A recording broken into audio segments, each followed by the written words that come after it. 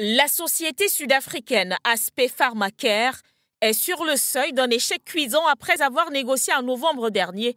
un accord de licence pour conditionner et vendre le vaccin contre la COVID-19 de Johnson & Johnson et ainsi le distribuer en Afrique.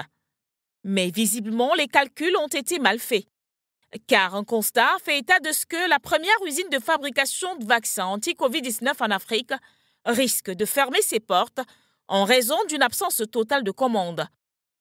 Ces défauts de commande interviennent alors que la plupart des pays du continent relâchent leurs mesures restrictives vis-à-vis du virus sans que plus de pression supplémentaire soit mise pour poursuivre les vaccinations, d'autant plus que les pays africains se sont heurtés à des problèmes logistiques au début de la distribution des premiers vaccins anti-Covid, au manque de personnel qualifié, aux chaînes de froid et à d'autres problèmes liés à la distribution des vaccins. Et donc les pays donateurs ont depuis payé et le continent est désormais bien approvisionné. Du reste de la situation, il faut le dire, elle ne va pas dans le sens des attentes de l'Union africaine.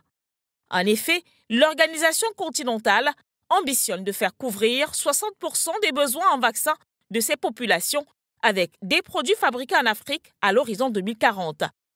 Une ambition qui semble tomber à l'eau au regard de ce qui se passe actuellement en Afrique du Sud, considérée comme étant le fer de lance de la lutte pour l'égalité d'accès aux vaccins anti-Covid qui, par le passé, a lancé au Cap la première usine du continent qui devait fabriquer des doses de A à Z financées par le milliardaire biotechnologie Patrick Soon-Shiong qui estimait que les premiers vaccins produits cette année de 2022 et le site devrait alors atteindre 1 milliard de doses par an d'ici 2025. Une peine perdue.